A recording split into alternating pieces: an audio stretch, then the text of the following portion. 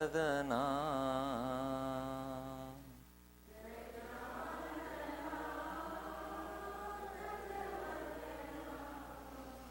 गजानना गजवदना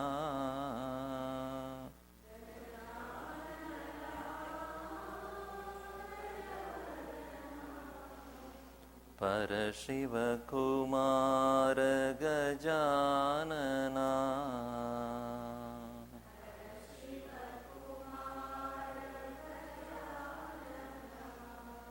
गजानना गजवदना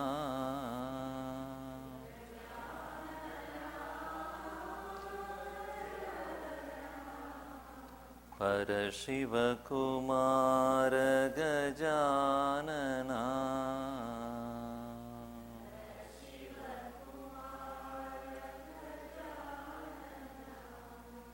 गजमुख गंभीर गजासुर संहार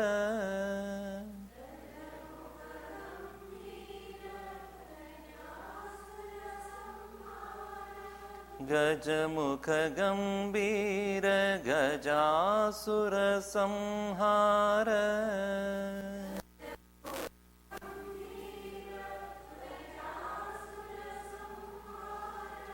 निरत निरंजन गणनाथा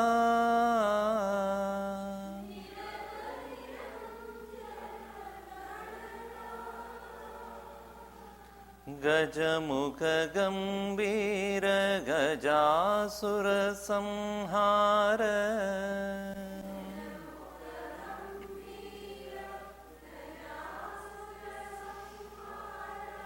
निरत निरंजन गणनाथा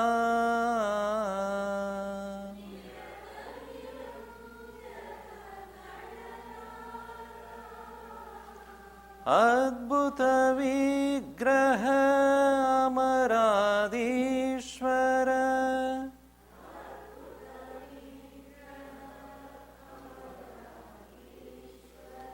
अनंत रूपा सच्चिदानंदा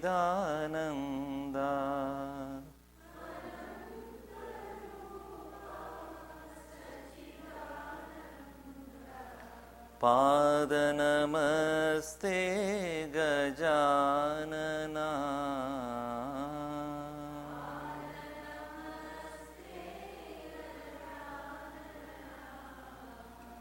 पाद नमस्ते गजानना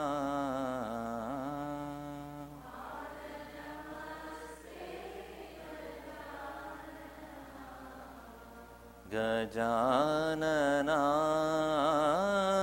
गजवदना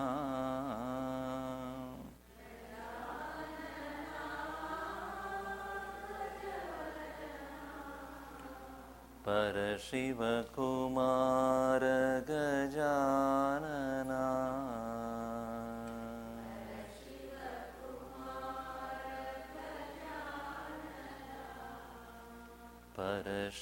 परशिवकुमार गजानना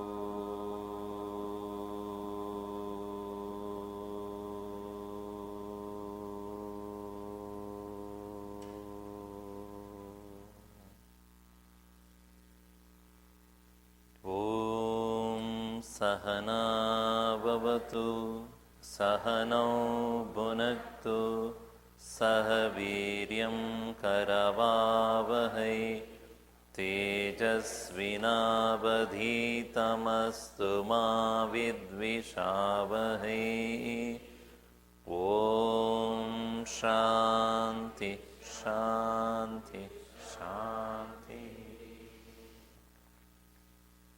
समस्तजनकल्याणे निरतं करुणामयं नमामि चिन्मयं देवं सद्गुरुं ब्रह्मविद्वरम्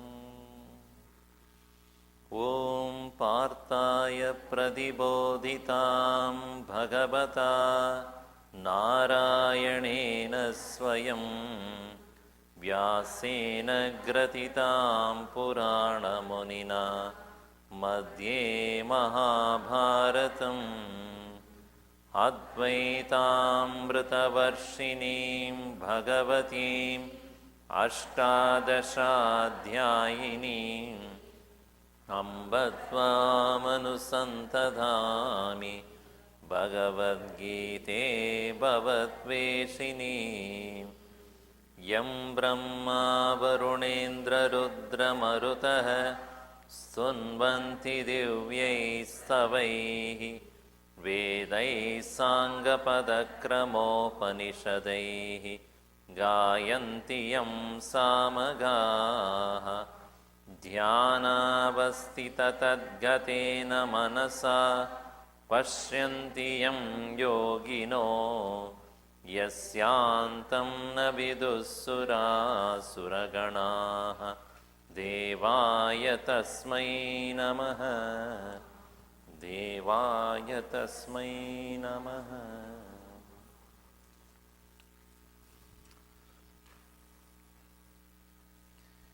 In this text, Bhagavad Gita, we have taken certain selected verses to specifically focus on path of perfection, the self-discovery. In this, the first and foremost thing that we should remember is this text is for our own inner maturity and transformation, and not for merely a scholarly study. Bhagavad Gita is not a literature, it is a scripture. A literature is studied with a critical viewpoint of what the author is saying and how he is saying and what kind of words he has used and how he has used them and the beauty of that poetic nature. All those things, this is literature. But a scripture is not meant for you to evaluate the nature of this author and the text, but to apply that to your personal progress. It is like the difference between a painting and a sculpture. A painting has only two-dimensional reality. It can only show the height and the width, whereas a sculpture has got the depth. In the same way, a literature is only for literary beauty and words, whereas a scripture is for going deep into yourself. So it should be reflected upon, not merely read. That's why we don't say read Geeta, we don't say read, study Geeta. You have to study yourself. While reading the book, while reading Bhagavad Gita, you should evaluate yourself, not the text. Just like you stand in front of the mirror to correct yourself and not to correct the author or any scripture. So, it is said in one of the Subhashitas in the Sanskrit language,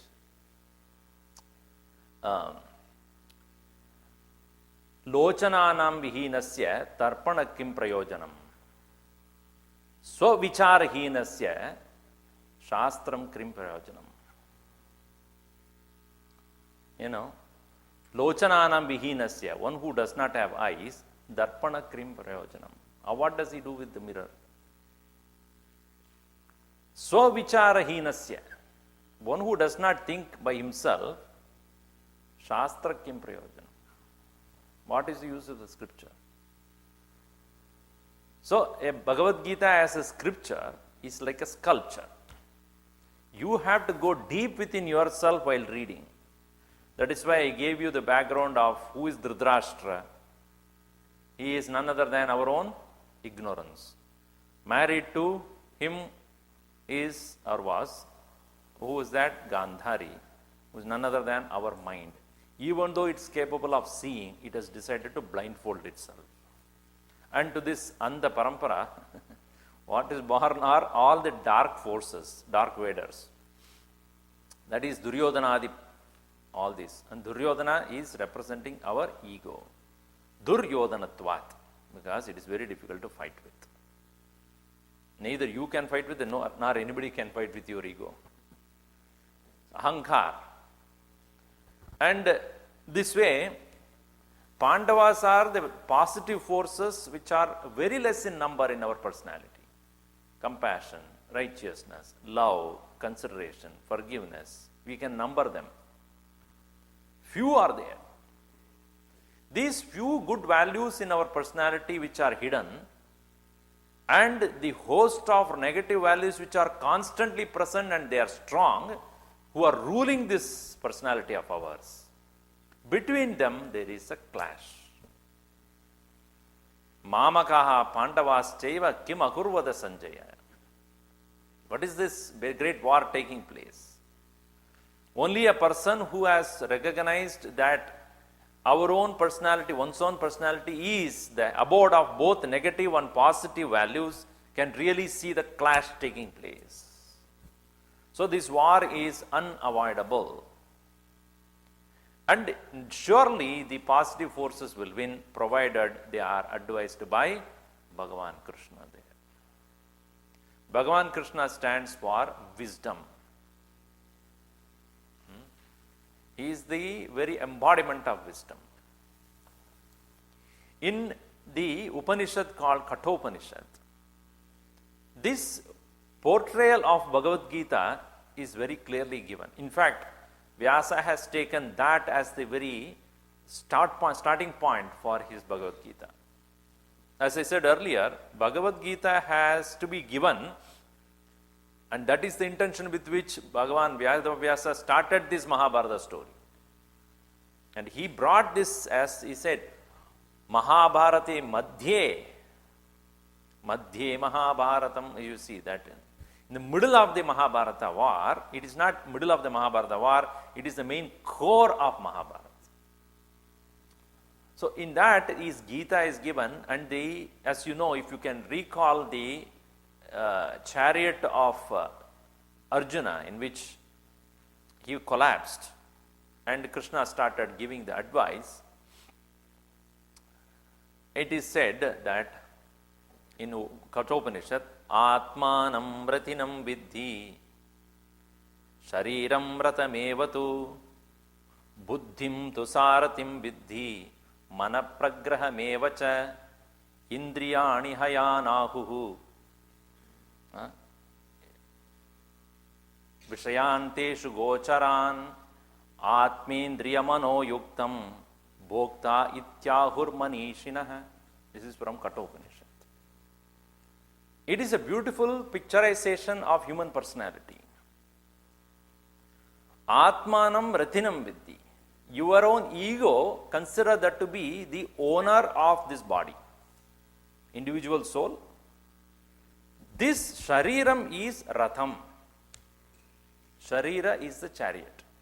Body is the chariot, and your individual self, soul, is the owner of this chariot. In India, so you have a chauffeur also. Atmanam Ratinam Vidhi Shariram Ratamevatu Buddhim tu Saratim Vidhi. Buddhi is what? Driver. Buddhi is the one who is directing this chariot called the body. And the owner is just sitting behind. Aram se. Chalo. He's sitting there and ordering this. This is what exactly Arjuna did to Krishna also. Buddhim tu sarasam vidhi. But the Sarati or the driver must have a steering wheel, without which the car cannot move. So what is the steering wheel? Or in a chariot, the rein. Mana pragraham evacha. Mind is the steering wheel, or the rope that connects the horses. Rein. What are the horses? Indriyani hayanahu. Horses are the sense organs. Vishayan teshu gocharan. The road is nothing but the world of objects. So the picturization is clear. You are the owner. You have a chariot called the body. And the driver of the chariot is buddhi. And the steering wheel is mind. The horses are the tires. Or the sense organs are the tires. And the road is the world. Now, if the buddhi is not able to have the mind under its control, like if the driver or the charioteer does not have the reins under his control, the horses will go berserk. Because they are attracted here and there. Because in the road full of sense objects, it will go here and there, and they have no direction. Who gives the direction? And there are only 4 horses. If you look at the Geeta Upadesh chariot, only 4 horses. Sometimes they put 5. The 4 horses representing eyes, ears, nose, tongue. What is the 5th sense? Skin, which is there in all the 4 also. So 5th one is hidden there.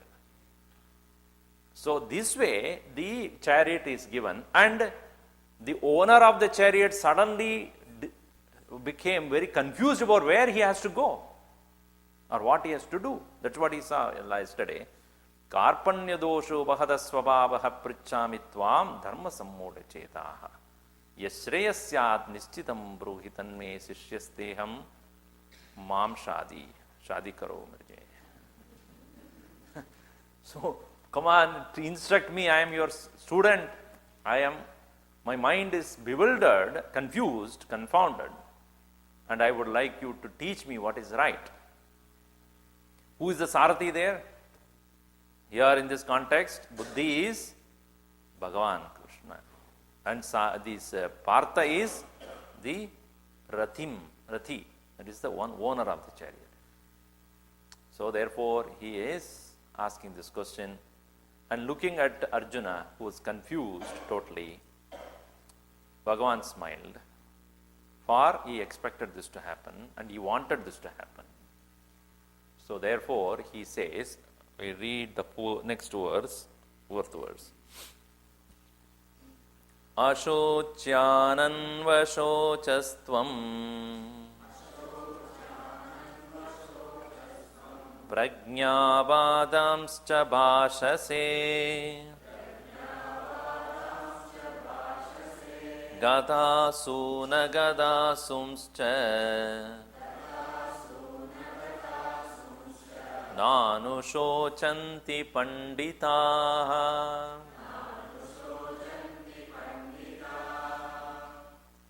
Hey Arjuna, you are worried about something you should not worry about. Ashocyan, meaning that which should not be worried about.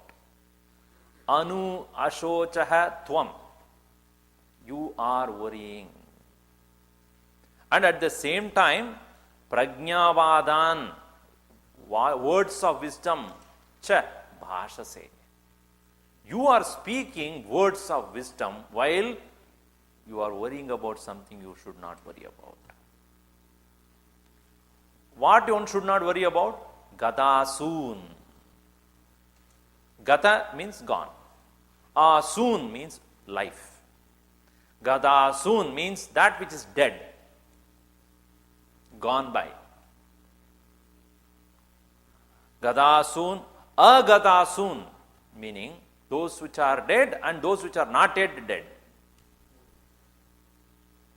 Na anushocanti pandita. The men of wisdom, pandita, na anushocanti. The men of wisdom neither worry about the dead nor worry about the things which are alive.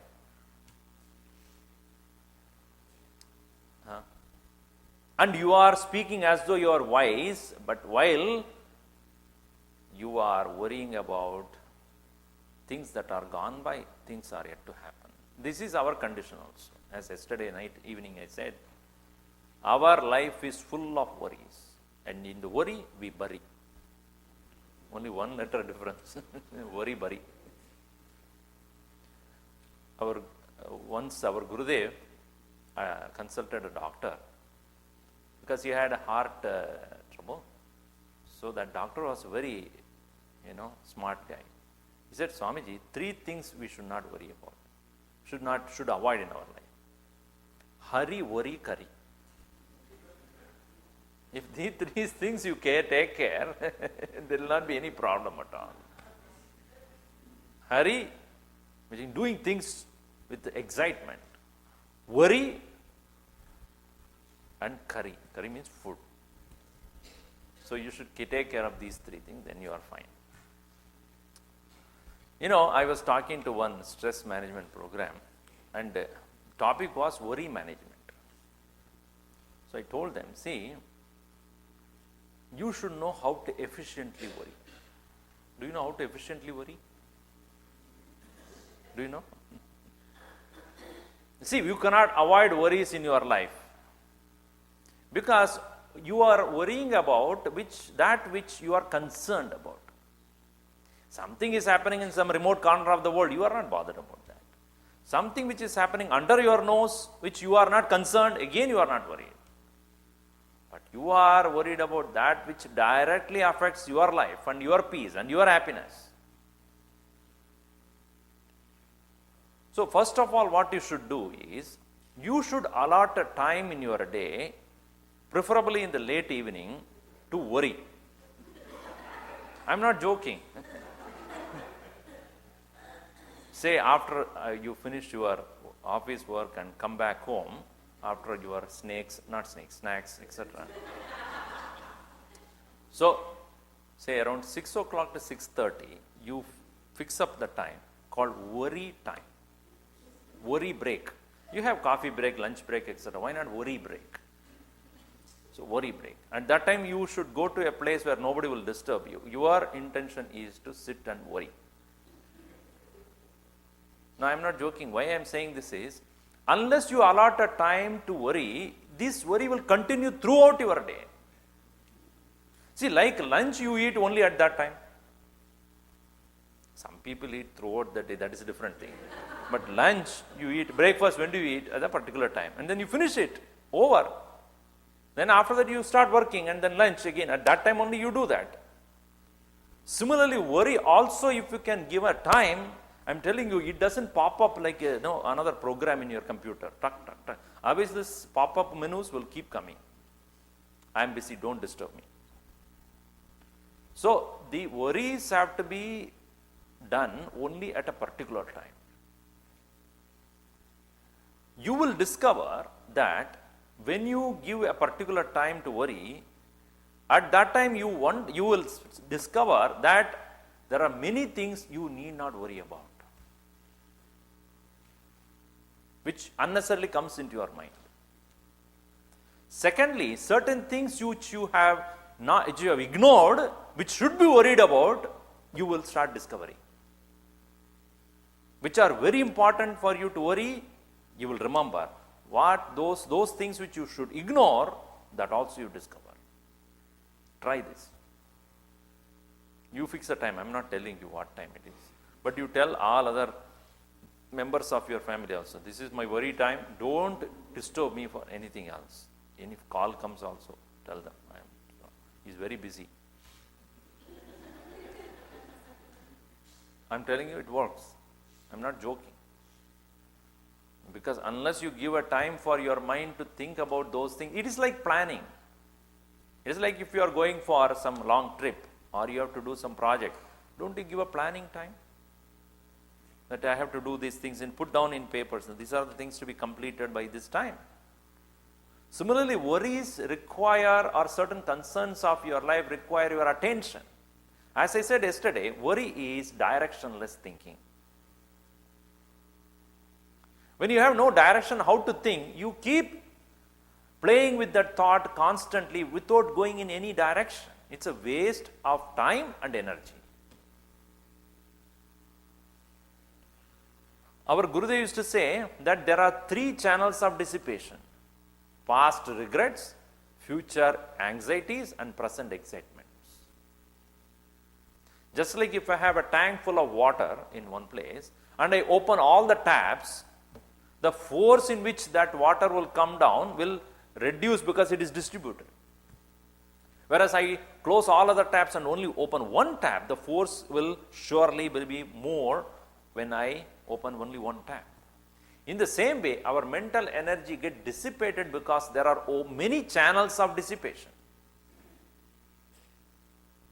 When we are able to conserve those energies, apply it efficiently, then you see the difference. The worries are those which surely dissipate your energy, mental energy. And also it creates physical weakness. In the book called Self-Unfoldment, Gurudev writes 3 important methods of overcoming worry. Number 1 is, which we usually do, is suppress.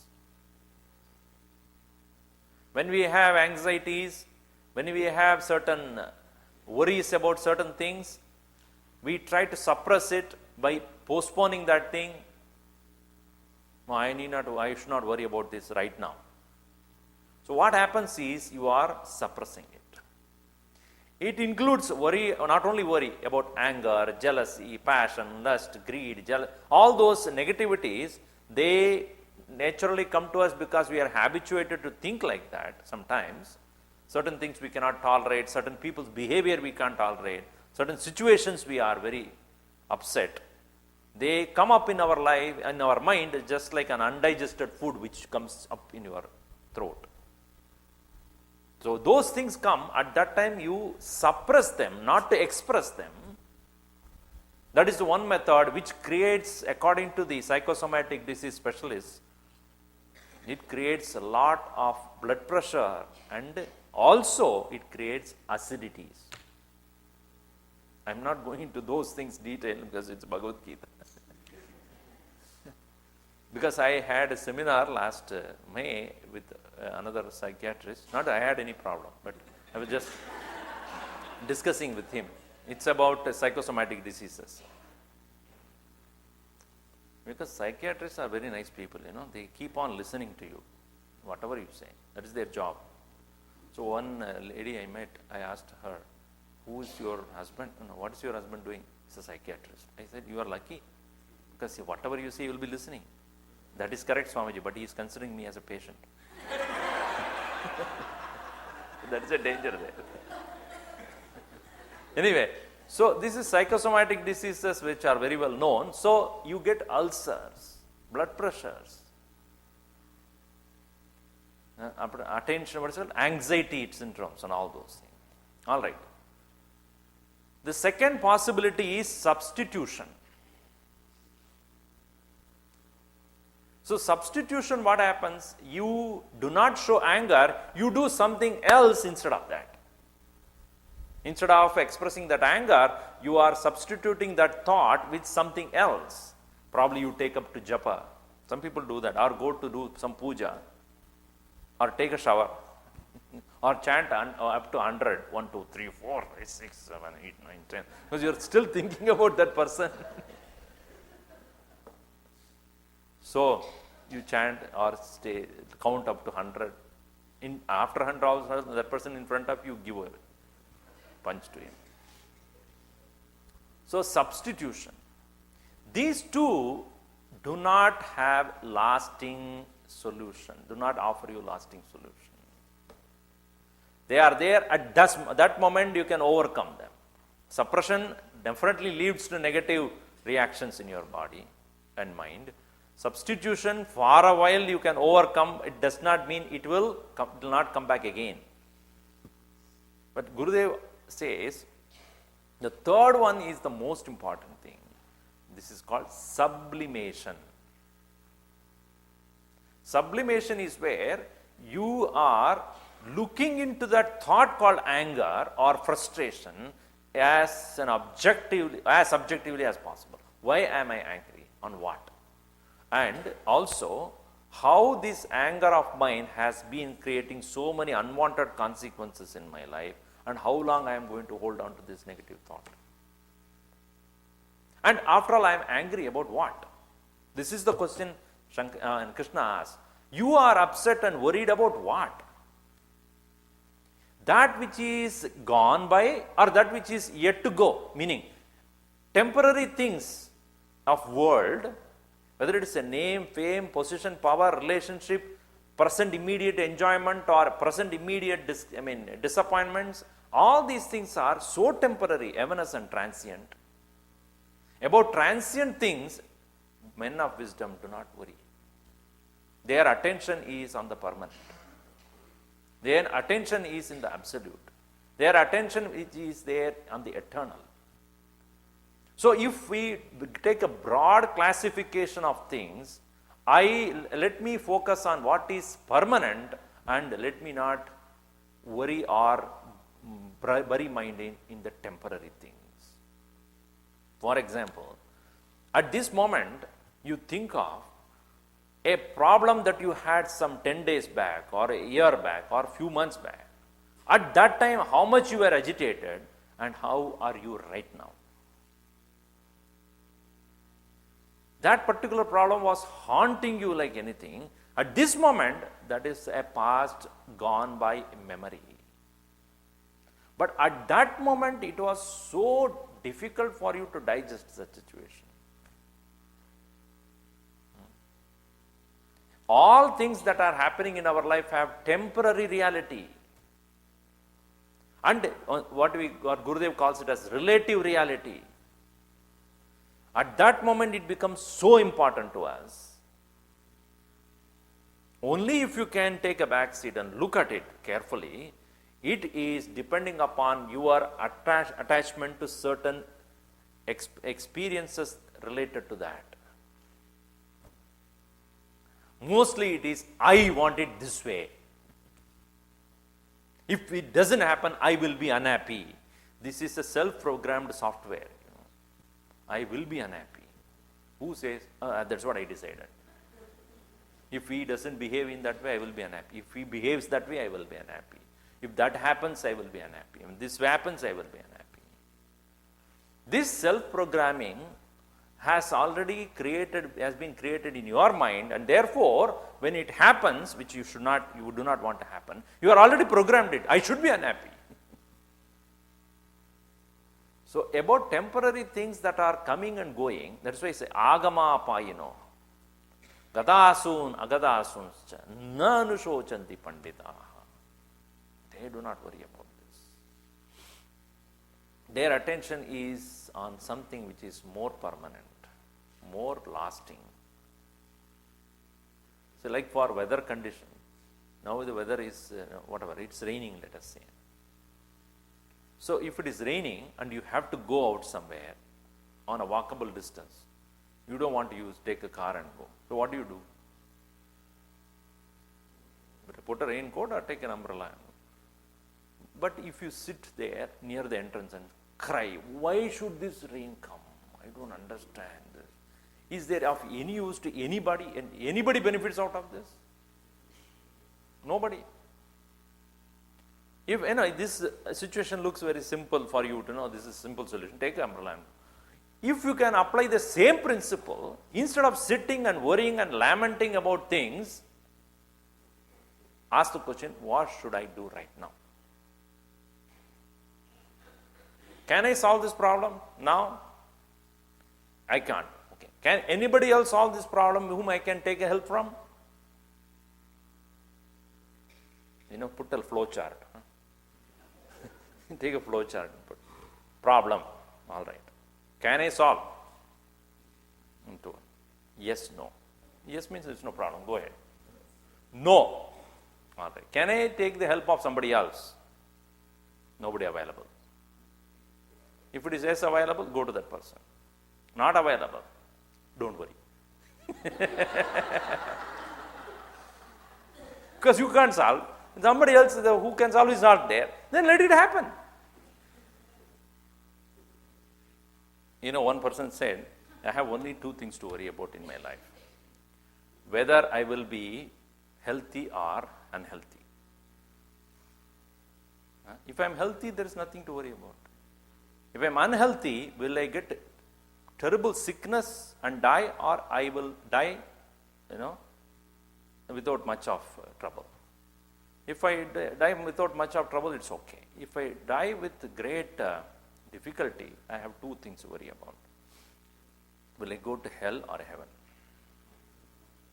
If I go to heaven, there's nothing to worry about. If I go to hell, I'll meet all my friends, so nothing to worry about. Why am I worried about? Simple. I'll be happy with my friends. So in most of our problems are we don't think carefully. So if I can help, let me solve.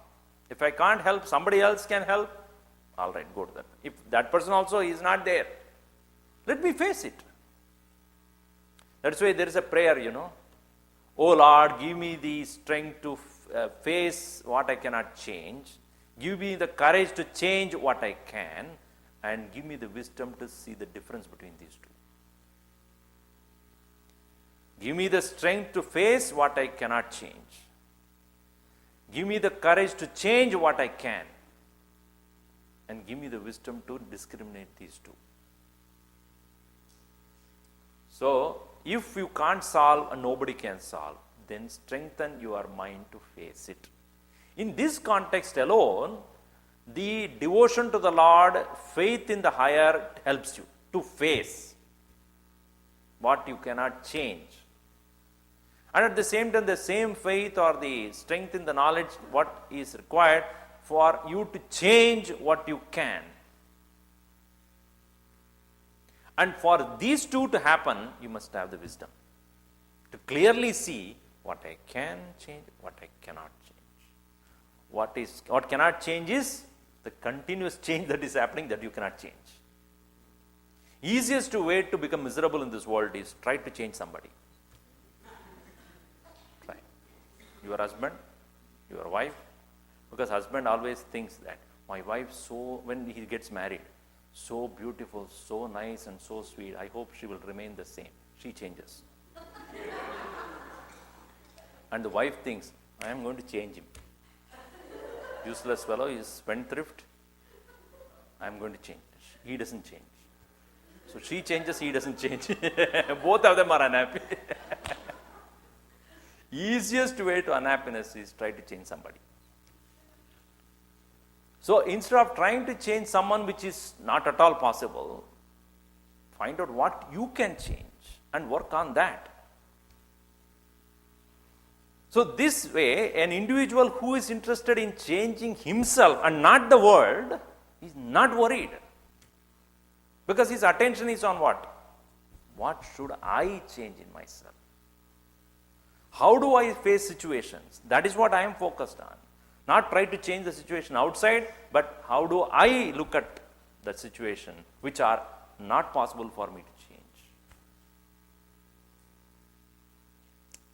So therefore, hey Arjuna, ashocyan anvashochastvam prajnavadamscha bhashase.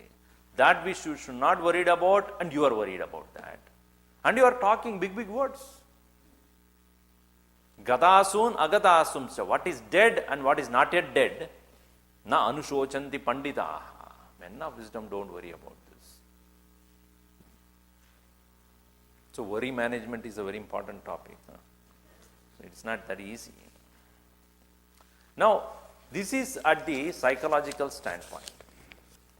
Because most Western psychology deals only at that level. They go to psychology and parapsychology and all those things. But Vedanta doesn't stop there. Vedanta does not stop only at the level of the mind, thoughts, because these are product of Prakriti matter.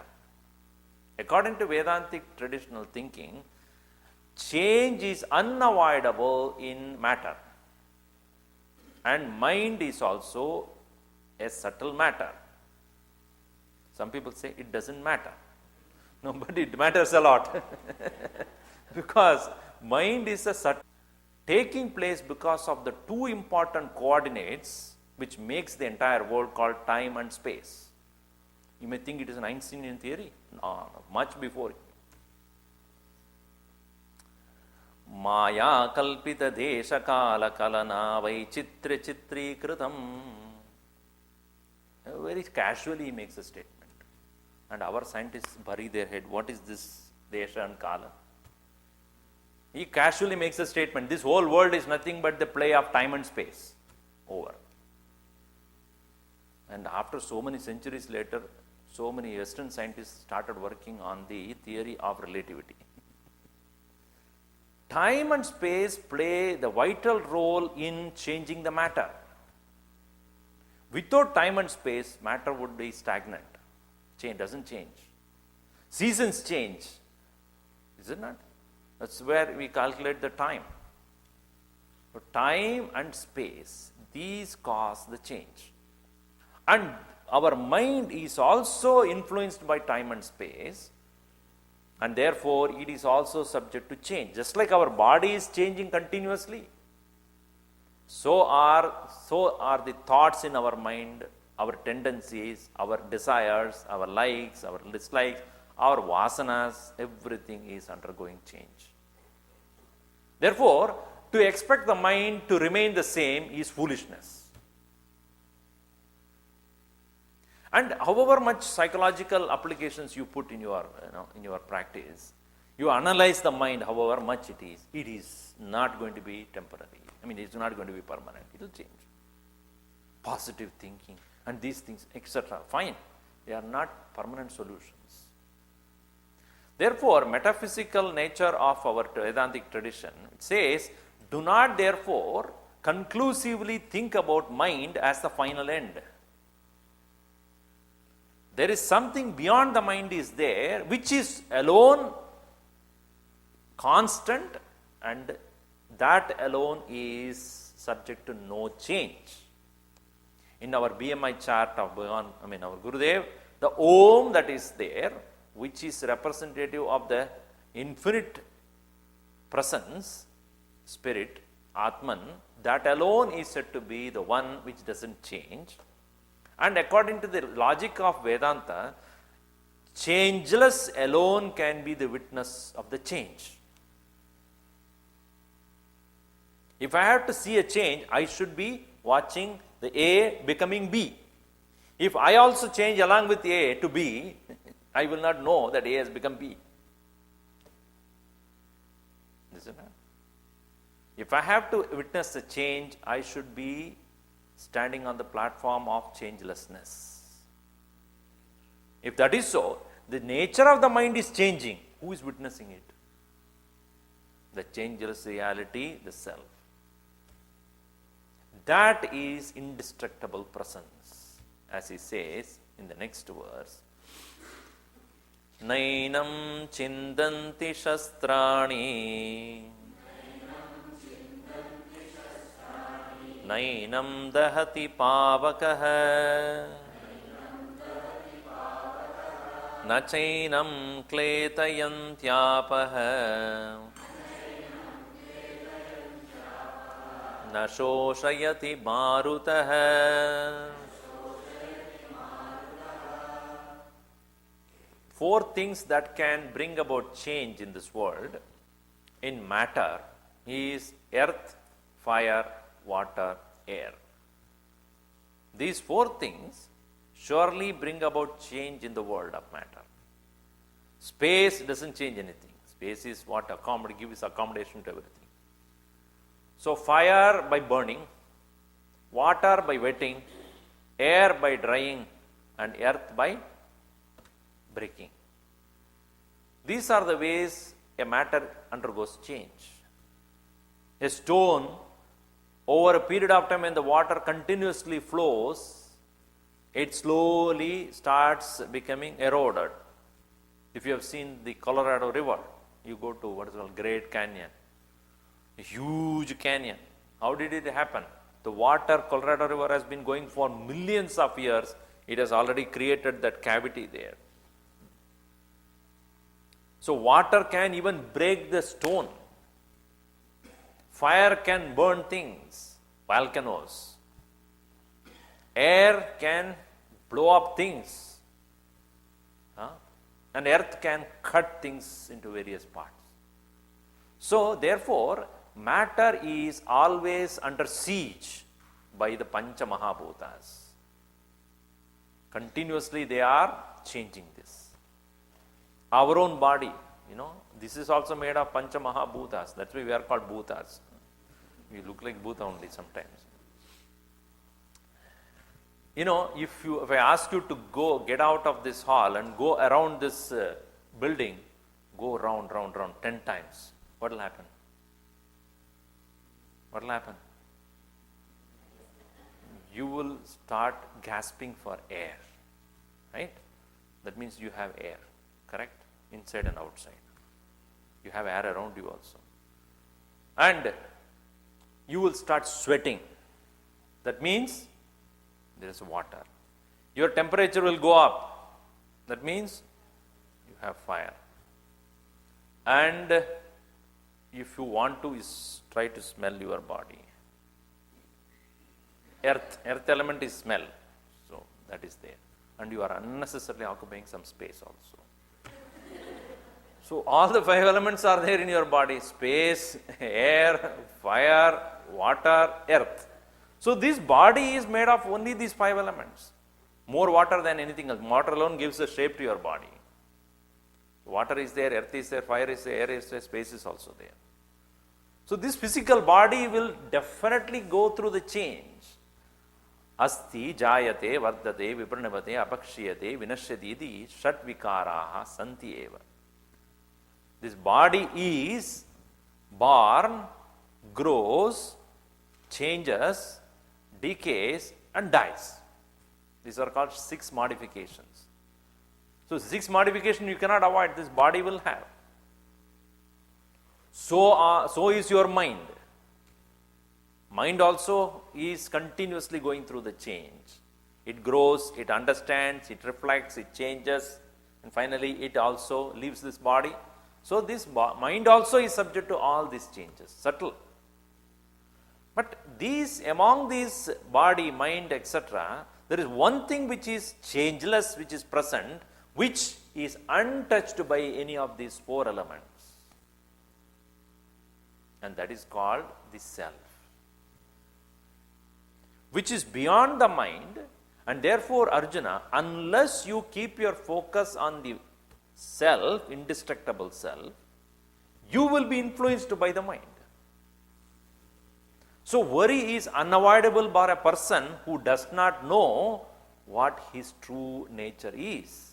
If he considers himself as only the mind, which is subject to constant change, he will be continuously being influenced by the changes that are taking place. And one situation is not the other situation. One situation is happy, another situation is undesirable. And one will get constantly fluctuated. So in the psychological applications, when you are angry, do this, and you are upset, do this. This is only adjustment. You will not really find a permanent solution to this. So therefore he says, go beyond the mind, discover the self, which is nainam chindanti shastrani. No shastras, no weapon will destroy it. Chindanti means no weapon can cut this. Because there is a difference between Shastra and Astra. Shastra is what you use from your hand, like a sword. Astra is what you throw, like a spear. Yes, what is a gun then? Astra. Brahmastra, Vishnu Astra, Vishnu Astram, called Nagastra. They are all astras, missiles in the past. Shastra is what is held in the hand, like a sword. So, na enam chindanti shastrani. No weapon can cut it. Na enam dahati pavakaha. The fire cannot burn this. Na chainam kletayanti apaha. Water cannot wet it. Na shoshayati marutaha. The air cannot burn it. The air cannot dry it up. That is the nature of the self.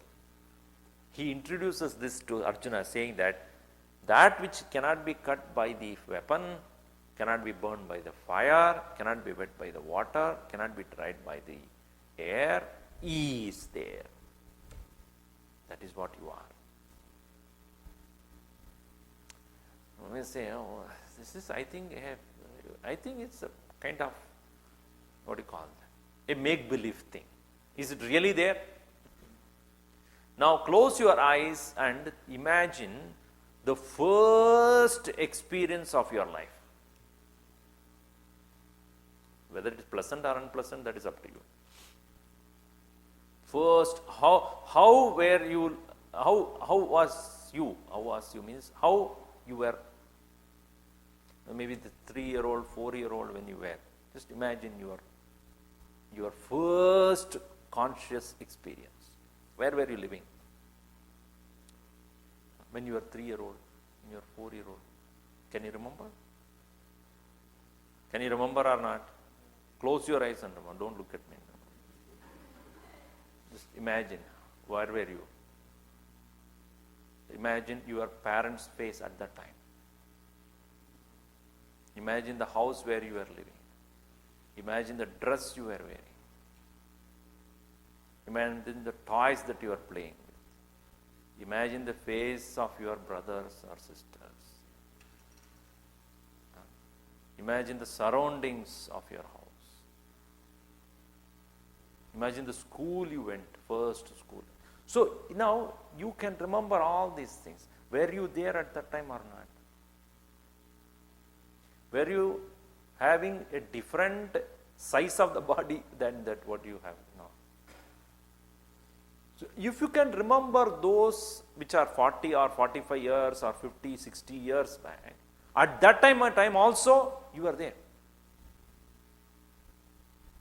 At this moment is also you are.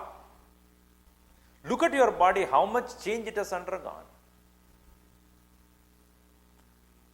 Sometimes it is very regrettable, isn't it? So that's why I don't feel like looking at my old photographs at all.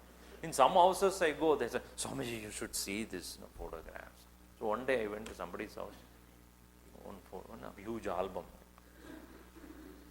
And I saw this man, now he is bald, He had a lot of hair, like a Telugu hero he was there. So I looked at him and I asked him, is that you? Yes. So much of hair. What to do, Swamiji? I got married. All the old photographs you see, you regret yourself. But at that body, that healthy body or whatever beautiful body, whatever that time also you were there. Now also you are here. What has changed? Now your knowledge base, whatever you know now in your professional career and all your memories and worries, and that time it was not there. That body was different. That mind was different. That environment was different. The house was different. Everything was so different. And today you look at it, it's so much change. Who was there at that time and who is here right now? Same person. All that has undergone a change, you are witnessing it. If you can recall those memories, that means you were there at that time. So here the Bhagavan Krishna says, just like you remember that body, that time, that environment, that house, that cloth, etc., which is different from present body, present mind, present thoughts and present experiences. And 10 years later, you will be same being witnessing the change that is taking place after 10 years. You will be there even as you leave this physical body. Seeing that your body is going away. And then you realize, I am the permanent self. that I am discarding this physical body because that is also is something which I am not. But that awareness of leaving the body consciously, knowing that it is not me, cannot happen unless you practice witnessing it right now. If you think you are the body, you are the thoughts, you are the emotions, you are the feelings, you will never be able to objectively get out of your identification to see, and even when you are dying, you will not be able to see it. And therefore, we die with great unhappiness. As Kabir Doha says, when we came, we cried, the world laughed. We live in such a way, when we leave, they cry, we laugh. Anybody can remember that Doha? Anybody remembers that Doha? जो पैदा हुए, जो हम पैदा हुए, जग हंसे हम रोए, ऐसी करनी चाहिए. हाँ, then हम हंसे लोग रोए. So unless you presently, consciously witness, you start witnessing yourself as different from all changes taking place, you will not be able to recognize your immaculate presence when you leave this physical body. Presently, it is only a concept. Presently, you think it is only an idea, because we have never attempted to do this. And this attempt to do that is called meditation, where you are watching the changes physically taking place, watching the changes taking place in your thoughts, emotions and feelings, yet you don't identify with that as me. This is taking place in my presence. I am witnessing this. If you are able to see the change that are taking place without getting identified with that, there is nothing to regret about. It is a natural thing. Body changing to become old, you cannot stop it. Can you? You can tighten it here, liposuction and the tummy tuck and all those things you can do. You may not know this, I am coming from Hollywood. So all this, tightening the skin and all those things, you can do that. But that is only, you are old. You may look young, but you are old. If somebody tells you, nowadays you are looking young, it is a great, insult on you. You are looking old. Looking young means what? You are really old, but you are only looking young. So one lady, she suddenly got a heart attack. She died. So she was taken to the heavens. And the Lord was shocked. And he told their messengers, you brought her in a hurry. She is not supposed to die in another 10 years. Take her back. So she was half conscious. She understood this. She came back, woke up, and within seconds. But she could recall that I was told by some great voice that I came 10 years earlier to the death. So immediately after she discharged from the hospital, she went to this next hospital where they do the plastic surgery. Tummy tuck and this and that and all those things. Tightening the skin. Then she got discharged after 10 days. She was got into her car. One ambulance came, hit her, and she died. Again, she went to the same place. Now she is fully aware. She started shouting at that voice. You said that I will be staying there for 10 more years, and you killed me in 10 days. The Lord said, what do? I could not recognize you. Human beings are much more smarter than us. I just couldn't recognize you. Just by mistake again I killed you.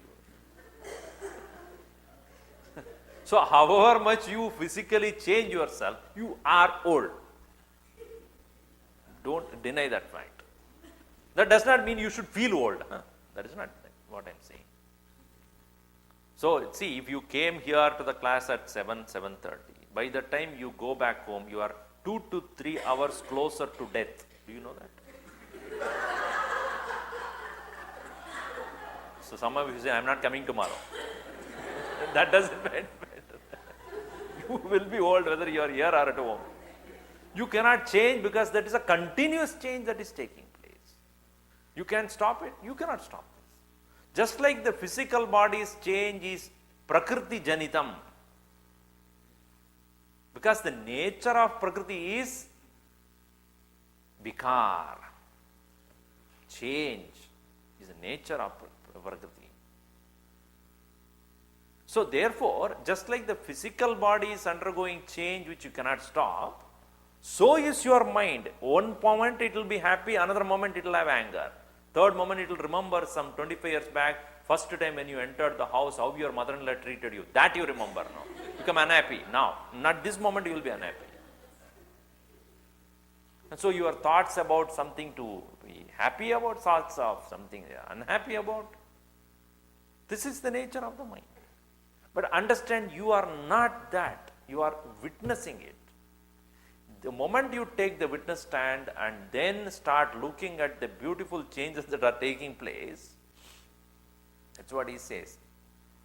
Gadasu nagadasum chana anushochanti pandita. The mark of a man of wisdom is no worry. Not that he has nothing to worry about, but he will constantly keep himself witnessing objectively. And if at all he has to act upon it, he will ask the question, can I change? Can I do anything about it? No. Can anybody do anything about it? No. Leave it. This ability to therefore detach from the situation. Okay, let it happen. That is the intelligent way of living. Gadasu nagadasum chana anushochanti pandidaha. But who am I then? Na enam chintanti shastrani. Na chainam dahati pavakaha. Na chainam kletayantyapaha. Na shoshayati marutaha. That is me. That which is not burned by the fire, cut by the sword, wet by the water and dried by the air. That is me. The air is what that we use as vacuum cleaner, is it not? Vacuum cleaner cannot do anything to yourself.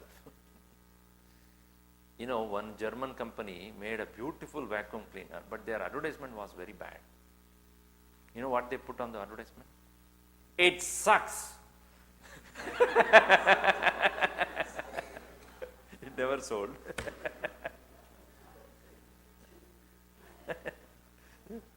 So the air cannot dry it up. So this Atman is not a concept. The self is not mere an ideology. It is reality. Unless you attempt to be in that condition or in that state, you will think that it is only a self-imagined idea. Therefore, people who listen to this listen with great wonder. Is it correct? Is it true? And the people who are talking about it, because they have realized it, therefore they talk it as a great wonder. But the wonder the student has and the wonder the teacher has totally different. See, let us say you went to Niagara Falls and came back and you talk with great wonder, isn't it? That beautiful fall, so huge, and the water falling, tons and gallons of water falling from the, as though falling from the heaven. You talk it with great wonder. But the one who has not gone anywhere near that, he will listen to you with great wonder. Is it true? Unless you show a picture or a photograph or a video. Some people went to moon. Even today, not many people believe that. There are arguments that, actually they did not go. Why? Because the flag that they hoisted started fluttering. There's no air there. How will it flutter? They didn't go. This is a studio made. So some people wonder about that also. So one who speaks, he speaks with wonder. One who listens, he also listens with wonder. So as it is said here, the wonderful self. Ascharyavat pashyati kaschitenam. Ascharyavat vadati tateva chanyah.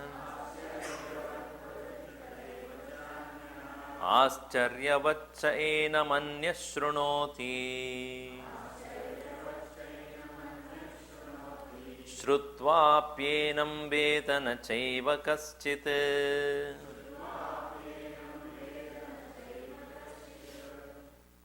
Someone, very rare one, who is able to visualize the possibility of the self, which is not subject to any kind of such destruction, which is non-matter, he visualizes that with great wonder. Ascharyavat, as though it is a wonder. Enam pashyati. One looks at this, visualizes this. Is it possible? Ascharyavat enam pashyati. Like for example, you go some 50 years back, not 10 years back, and tell to that person of that time that when I speak here, somebody in India can listen. Will they believe? You are speaking in a plastic thing. And somebody in thousands of miles away in India, somebody is listening to it. Some 25 years back, it was not a reality. Then anybody would believe that you speak here and somebody is listening in India? Is it possible? In a mobile phone, there is no wire at all? No connection. So it is said that one American, one Russian, one Indian, they were in one place. The American said, to one of the soldiers, military soldiers, dig 10 feet down. So they dug 10 feet down. There were wires going. So he said to others, both of them, Russian and Indian, see, our masters, ancient masters were so good. Some hundreds of years back, they had laid the cables. They were very thoughtful that time. So, Russian, they all went to Russia, and that fellow started digging. Some 20 feet down, there were wires going. So he said, you are so only 100 years, we were 500 years back, we had this line cables going. So Indian felt very bad. He took both of them to India. He went on digging 30, 40 feet, nothing happened. He said, we had wireless service.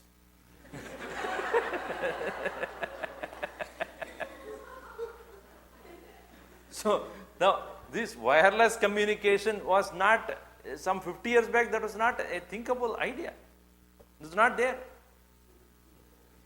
So if somebody says that it was possible that I speak to a small plastic box and 1,000 miles away, somebody will listen. Wonder, how is it possible? And in today's world, it's not a wonder anymore. Why? Because it's a reality. In the same way, for a person who first gets introduced to this possibility of the self, untouched by any of these changes, he visualizes with great wonder. Idi charadi idi ascharya. What is ascharya? Idi charati. One who moves around with great wonder. It's called ascharya. So, and then when he visualizes that and he realizes that when he speaks to another, he tries his best to communicate this knowledge to him, but it is not communicatable because words fail.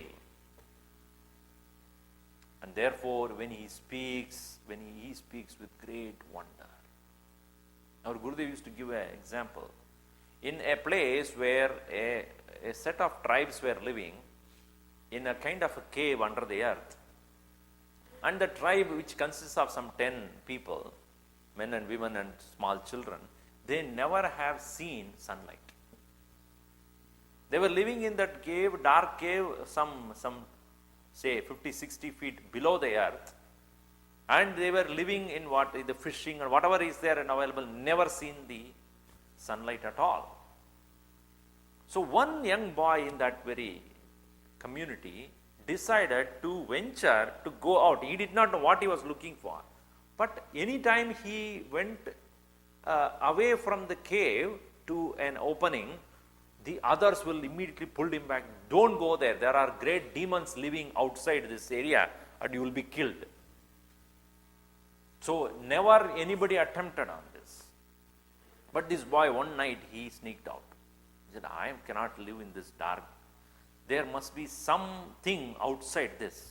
Therefore, I need to find out what it is. So one day he just sneaked out. And he silently called some of his friends also. Come on, let us all go, 2-3 of them. So they also decided to join him.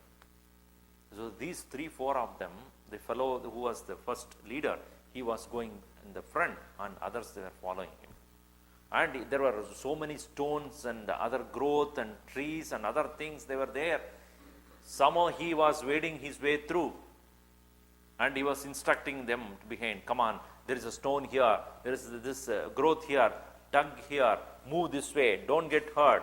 And this way he spent 2-3 days, continuous journey, almost a week afterwards also.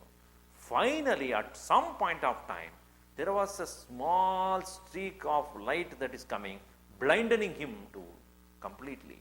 He was wondering what that could be. There is something called light, meaning something which is, which is never seen before. So he went in that direction, removed all the rocks, and then he opened up.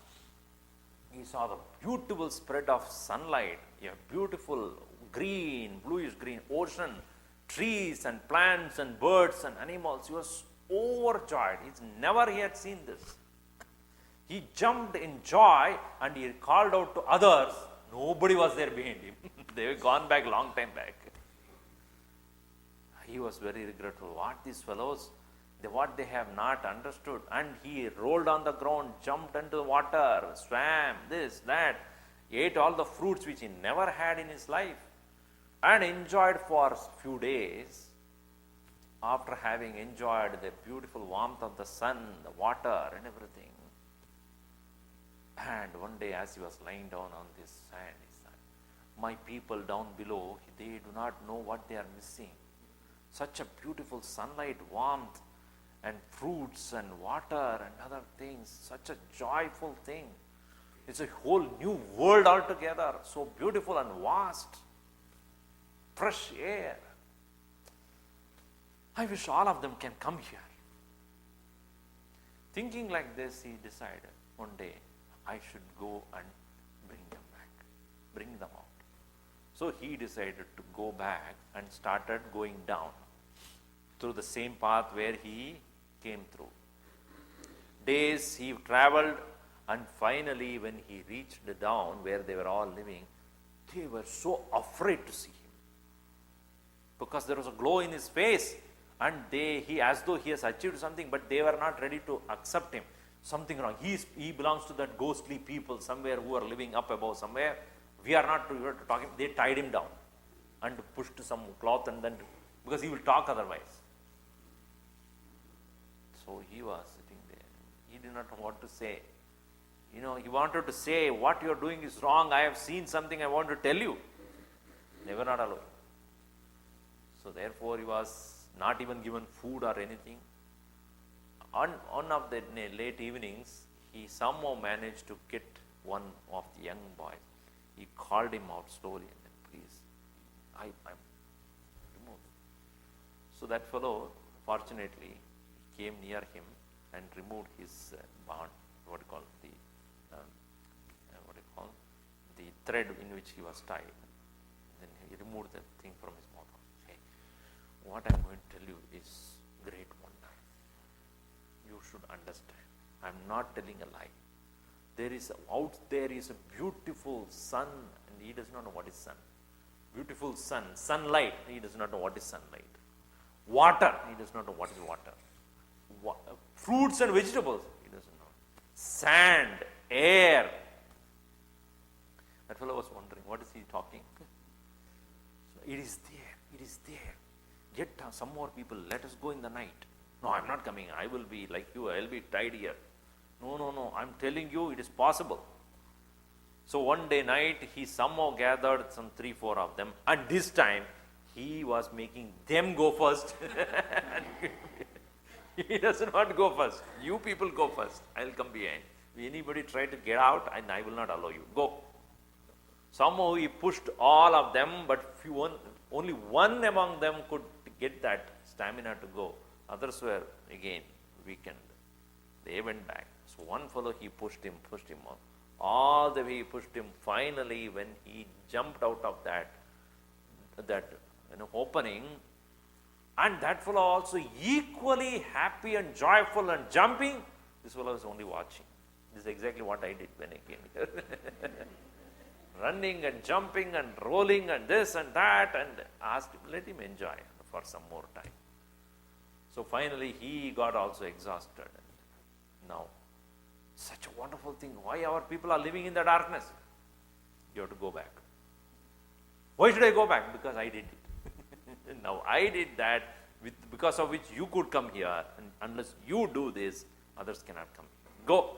I don't want to go. You have to. Gurudev used to narrate the story in elaborate detail to show this is the experience of an enlightened master. He sees the totally a different world altogether. The world where there is nothing to regret about. Everything is krita kritya. Everything is achieved. The infinite happiness and peace has been achieved. And such a person, when he comes to talk to these total strangers who are to the thing, Ascharyavatcha enam anyashrunoti. Others will listen to him with great wonder. Is it true? And the point is, Shrutva api, even though they heard, na enam veda kaschit, they don't understand anything. No wonder. No wonder nobody understands it also. So one realizes this with great wonder. One talks about it with great wonder. Others listen with great wonder. No wonder nobody understands. Because this knowledge is not available for all. As I said yesterday, even as people talk on Vedanta, there are enough people who on the background, they are in the same bliss, in a different world. Now you are talking about Anandam, we are already there. We don't need to talk, we just have to close our eyes. So, this is a wonderful self. Because we are acquainted with our body and its peculiarities, mind and its idiosyncrasies, and intellect. But we cannot understand, even cannot fathom the nature of the self. As Bhagavan Shankaracharya says, Yogarato va bhogarato va sangarato va sangavihina yasya brahmani ramate chittam nandadi nandadi nandatyeva. Whether he is in the company of the bhogis, or he is engaged in bhoga or in yoga, whether he is with the company or without any company, nandadi nandadi nandatyeva yasya brahmani ramate chittam. He whose mind revels in the self, Brahman, he enjoys, he alone enjoys. Nobody even understands why he is happy. See, in our case, we need a reason to be happy. If you are happy without reason, what do the people think? What is happening? What's wrong? Why are you happy? Nothing. Nothing? Something wrong with you. See, if somebody is unhappy, crying, won't you ask, oh, what happened? Why are you crying? Why are you sorrow? Why are you sad? Since our logic is what? To be unhappy, we need a reason. To be happy also, we need a reason. This is our logic. To be unhappy, there must be a reason. To be happy also, we apply the same logic. If somebody says, I am happy without reason, you consider something wrong with him. Some nut has been loosened there. Why are you happy without reason? So we are afraid to be happy, I am telling you. If you laugh without reason, there is something seriously wrong, and people think. But here it is said, the man of such enlightenment is happy without any reason. Why? He discovered that is me. That is my nature. So if I ask you, You want to be happy? Yes or no? You want to be happy or not? Yes or no? When? Now, is it not? You don't say, I think day after tomorrow at around 9 o'clock I want to be happy. Now. Why you want to be happy now? What is the reason? See, for happiness, really speaking, there need not be any reason. Our kind of happiness is what? When I am not unhappy, whatever condition, that is happiness. That is our understanding of happiness. My happiness is only when I have nothing to worry about. When there is no sorrowful thoughts, no sorrowful situation. That is our happiness. But a realized master's happiness is not just absence of unhappiness. See, the absence of unhappiness you experience even in your sleep. In the sleep, you don't have nothing to worry, nothing, you are experiencing any pain, no emotion, no thoughts, no sensory experiences. So what is that condition? No unhappiness, right? Created by the world of objects, emotion or thoughts. When there is absence of emotion, thoughts and objects, what is your condition? At the end of the sleep, what do you say? Oh, Sukhena Maya Suptam. I slept very well. Happily I slept. Sound sleep. Sleep for you, sound for others. So I had a sound sleep. So that state of happiness, that joy is absence of you, who is full of regrets. But an enlightened master's happiness is not just the absence of unhappiness. Please understand this. That is why it is Ascharya. If it is similar to sleep, there is no Ascharya there. Because every day we go through this. Another few minutes or few hours. Sab chod diya. You are the greatest sannyasi in the world. Because you leave everything. Your wife you leave, your husband you leave, your parents you leave, children you leave, your profession you leave, house you leave, car you leave, everything you leave. To whom? For the sake of being happy. Of course you lock everything, that is different. Make sure that nothing is taken out by anybody before you go to sleep. Then sleep. So you leave everything. Mahasannyasa you take at the time. Paramasanyasa. Sanyasena sukham. So that's why tyage neke amrutatva manashuhu. So that unhappiness, when it is removed, that state of joy which you experience in sleep is only an iota, a drop in the ocean of happiness, which an enlightened person realizes, which is not just absence of dukkham.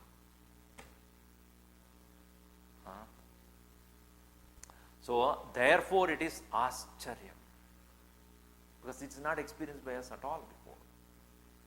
Ascharyavat pashyati kaschidenam. When he experiences it is great wonder. Why I was not this way before? That's why when Ramana Maharshi was asked about his past, he said, why do you ask about my foolishness? There's nothing to talk about that. Whatever foolishness that I have done, there is nothing to recall there. So, ascharyavat pashyati kaschid. Ascharyavat vadati. He speaks with great wonder. Ascharyavat shrunoti. Others listen with great wonder. No wonder. Nobody understands. So then, no, I have only selected verses. So I am not going through every verse, because beautiful second chapter full of such details. Then Bhagavan Krishna says, I am not talking about some mere imaginary ideology. I am talking about description of a realized person, enlightened person. And I do not see any other scripture where there is such a beautiful description of who is a realized person. How did he reach there? Because Bhagavad Gita is called Yoga Shastra. Every chapter at the end, what we say? Iti Srimad Bhagavad Geetasu Upanishadsu Brahma Vidyayam Yoga Shastre. Brahma Vidyayam Yoga, meaning Brahma Vidyayam, meaning of the knowledge of Brahman, Yoga Shastra, practical guide. Sri Krishna Arjuna Samvade, as a discussion between Krishna and Arjuna. And whatever be the topic, Karma Yoga Nama, Sankhya Yoga Nama, Panchamotyaya, Tridiyotaya, whatever it is. So it is a Yoga Shastra, which means it is not only a philosophical concept, but immediately followed by the practice. So here in the last portion of second chapter, Bhagavan Krishna says, whatever I told as an enlightened person's nature is not an accident. He worked on it consciously. That's why I said yesterday, practice and habit. You cannot suddenly habitually enlightened. You have to practice day and night, continuously, and slowly and steadily you reach. And as you become more and more progressed towards that, you will know that you are getting that happiness without any dependence in the world. Your dependency on the world for your happiness will slowly thin out. So it is not sudden overnight thing that happens. It happens gradually. And you alone will be the witness to that progress. So therefore, just like in any field, you need an inspiration. A boy who is inspired basketball players, in his room, if you happen to go, he will put the picture of the huge, who will be the latest basketball. Who is the latest? Old were that, what is that? So many others were there. What were they over there? Gopi Anand, Jordan, Michael Jordan, and who else? I don't know. Anyway, so this picture that boy puts in front of as my ideal, isn't that? One boy's house I went and I saw the picture being pasted on the ceiling. I asked why. I will go to sleep looking at it. And I wake up, I look at it. That is his ideal. And in the night also he was doing like this while sleeping. So when the person keeps that ideology, he has to constantly remember. In the same way, the man of enlightenment, what is his nature? It's not a person, but the personality there, the characteristics there. So therefore, siddhasya lakshanani sadhakasya sadhanani, it is said. Whatever be the characteristics of a realized person should become a practice for all of us. Siddhasya lakshanani. The characteristics of a siddha purusha should become sadhakasya for a person who is seeking sadhanani. It should become his practice. So the next set of verses are going to be instructions or inspirations for all of us regarding the characteristics of the nature of an enlightened person, which should become our practice. Just like he practiced and reached there, it is not an accident, so it is possible for anyone to reach the same condition, same state of happiness. So that is called Siddha Praksha Lakshana portion. The nature of men of steady wisdom. Tomorrow we'll see that, few of them.